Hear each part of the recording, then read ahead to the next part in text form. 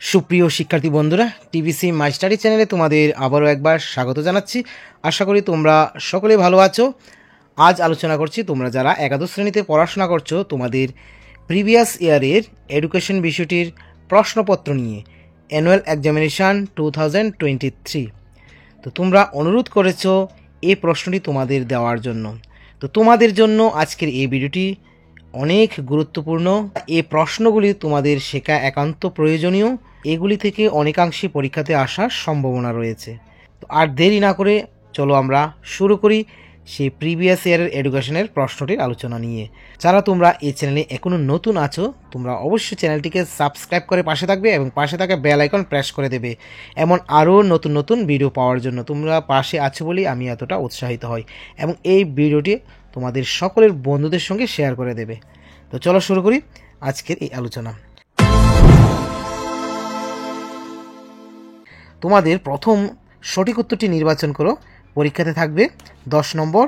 এখানে কি কি এসেছে সঠিক উত্তর তোমরা এক নজরে দেখে নাও।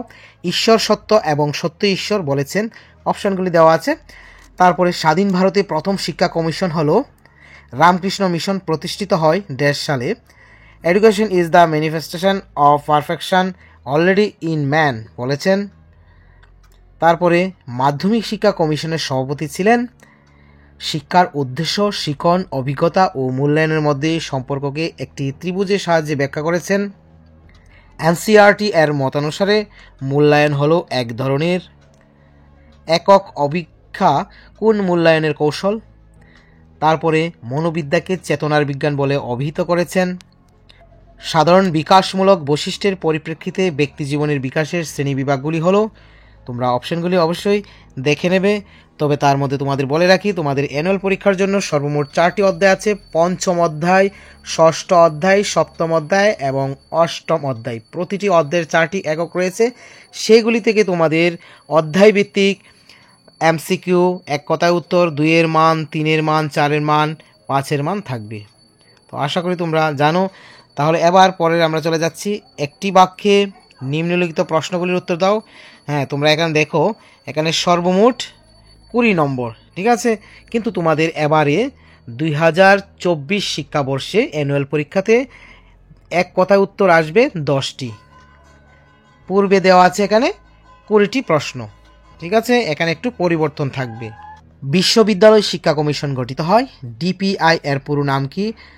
তারপরে 1986 সালের জাতীয় শিক্ষানীতির প্রতিবেদন মোট কটি অধ্যায়ে বিভক্ত? কোটারি কমিশন অন্য কী নামে পরিচিত? দেশ স্বাধীন হওয়ার সময় ভারতে বিশ্ববিদ্যালয়ের সংখ্যা কত ছিল? অ্যাংলো হিন্দু স্কুল কে স্থাপন করেন? বর্ণ পরিচয় গ্রন্থটি কার রচনা? ম্যান মেকিং এডুকেশন এটি কার ধারণা? রবীন্দ্রনাথ ঠাকুর কবে শান্তিনিকেতনে আশ্রমিক বিদ্যালয় প্রতিষ্ঠা করেন? গান্ধীজির বুনিয়াদী শিক্ষা কী নামে পরিচিত? ঠিক আছে, এখানে যে এক কথায় উত্তর 10টি আসবে। পঞ্চম অধ্যায় থেকে 3টি এক কথায় উত্তর আসবে। তারপরে ষষ্ঠ অধ্যায় থেকে 2টি আসবে। সপ্তম অধ্যায় থেকে 3টি আসবে। অষ্টম অধ্যায় থেকে 2টি আসবে। এইভাবে তোমাদের সর্বমোট থাকবে পরীক্ষাতে 10 নম্বর এক কথায় উত্তর। রেটিং স্কেল কি? সিসিই এর পুরো নাম কি? সমাজমিতি বা সোসিওমেট্রি এর জনককে? কেস স্টাডি কি? শিক্ষাগত বৈশিষ্ট্যকে সংখ্যামান দ্বারা প্রকাশ করার প্রক্রিয়াকে কি বলা হয়?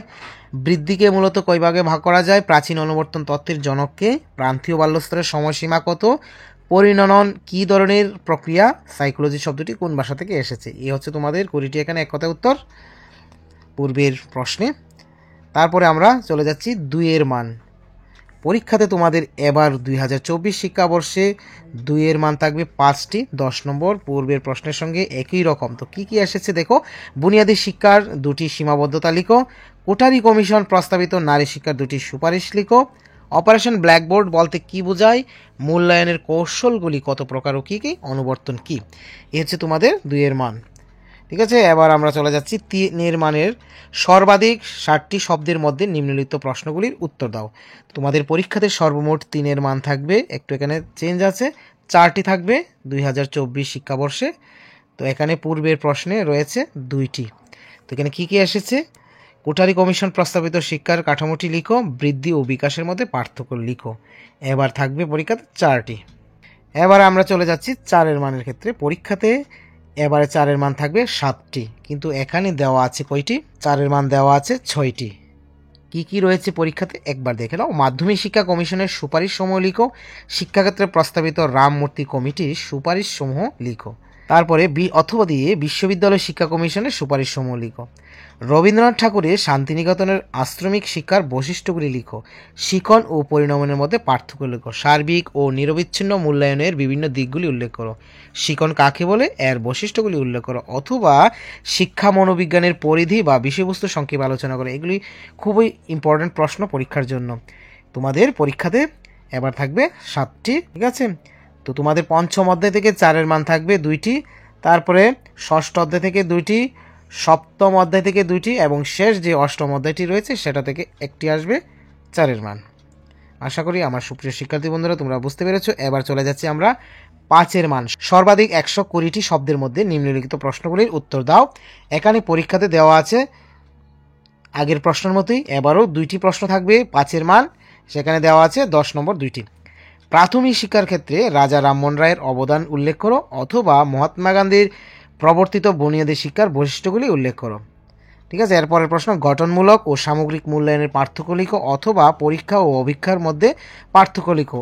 এই যে 2টি প্রশ্নের উত্তর করতে হবে তোমাদের 5-এর মানের জন্য, সেগুলি কোন অধ্যায় থেকে আসবে?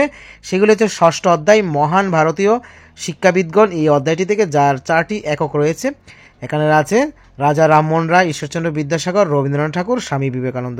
এই 4জন মহান ব্যক্তির থেকে একজন মহান ব্যক্তির অবশ্যই অবদান থাকবে এই পরীক্ষাতে। তারপরে যে আরেকটি আসবে 5-এর মান, অষ্টম অধ্যায় শিক্ষার মূল্যায়ন, এটার মধ্যেও 4টি একক রয়েছে। তো এখানে মূল্যায়নের স্বরূপ, উদ্দেশ্য, লক্ষ্য, প্রয়োজনীয়তা, মূল্যায়নের প্রকারভেদ, কৌশল, তারপরে মূল্যায়নের সাথে জড়িত বিষয়সমূহ, এইগুলি থেকে তোমরা পেয়ে যাবে একটি 100% কমন প্রশ্ন। তো পূর্বের প্রশ্ন এগুলি যা এসেছে 5-এর মান সবগুলি তোমরা ভালো করে শিখবে এবং 4-এর মান যা এসেছে সবগুলি শিখবে। এই প্রশ্নটা দেওয়ার একটাই উদ্দেশ্য হচ্ছে তোমরা এই প্রশ্নগুলি অবশ্যই ফলো করবে এবং শিখবে, এগুলি থেকে তোমরা প্রশ্ন কমন অবশ্যই পাবে। তো আশা করি আমার সুপ্রিয় শিক্ষার্থী বন্ধুরা তোমরা বুঝতে পেরেছো। আজকের এই আলোচনা এখানেই সমাপ্ত করছি। তো তোমরা ভালো থেকো, সুস্থ থেকো আমার সুপ্রিয় শিক্ষার্থী বন্ধুরা, আর এক মুহূর্ত দেরি না করে এই প্রশ্নগুলির উত্তর তৈরি করে তোমরা শিখে নাও। তো পরবর্তী সময়ে আবার কোনো এক ভিডিও নিয়ে আসবো। Always by the side of the students. Thank you.